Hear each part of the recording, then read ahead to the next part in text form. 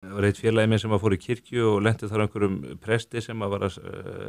reyna að sannfæra söfnuðin það að Jesús hefði ekki verið eingetinn af Maríu mey, heldur hefði henni verið nauðgað af rómversku riddara og það væri einhver kvennaguðfræðingar í Bandaríkjunum sem eru að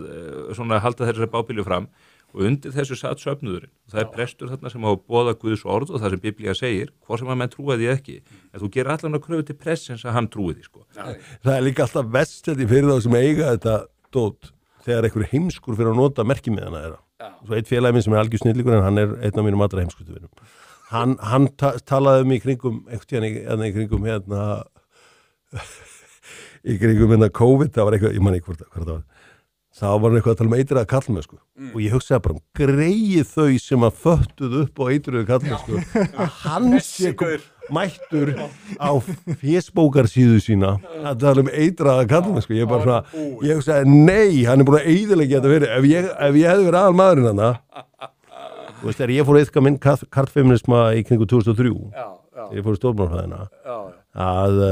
þegar menn fóru að nota hugtökin mín sko, þá fór ég það sárnaði manni. Ég veit nefnilega út að Hjörvar okkar maður óvinnu potsins míns að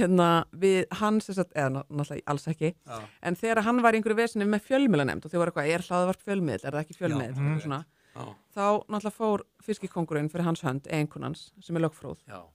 Heiðrún Lind Martinsdóttir hún fór og farið rök fyrir því fyrir fjölmiðlanemnd að ef að Dr. Fútból væri fjölmiðl að það væri OnlyFans það líka og fólki í fjölmiðlanefnd ég veit ekki til þess að þau hefur ennþá svarað sko. En málið er bara dött þá ég held það fiskikóngurinn kom bara með OnlyFans dæmið þegar fiskikóngurinn kemur og setur pungin á sér upp á borðið þá bara þagna lömbin sko. Það eru verkefni sem að menn bara telja vera mikilvæg og vilja halda áfram þá þarf að finna þeim einhvern farveg en það stofnun var orðin einhver algjör djöfla sína bara þetta verður sem myndi láta bara Gísla Martein og landu en það var bara ógeðslega mikið af peningum og þeir með bara, gera það sem ég vilji hvernig myndi það enda sko það er þetta skakkrendur sem síðan að borga alltaf þetta bara hreinlega í helvíti Winston úr 1984 sem að 2 + 2 eru 5 og það því að ríki sé búið algjörlega að taka yfir og fyrir mörgum það að segja að karl geti breytt sér í konu 2 + 2 saman sem 5 og hann var náttúrulega Orwell í 1984 í þessari bók, þar fær hann einmitt rök fyrir því herðu, ef að ég get ekki sagt að ég sjái minn veruleika eins og hann að þá ríkisvaldið byrjað að traðka á mínu bara frelsi umfram það sem eðlilegt Ég held að grænlendingar séu búin að styrkja stöðu sína mjög verulega með þessum aukna áhuga Bandaríkjanna Þeir eru heitasta gellan á ballinu einmitt Þannig að það má ekki alveg líta fram með því sko. Það er ekki eins og það sé bara verið að níðast á grænlendingum með þessu.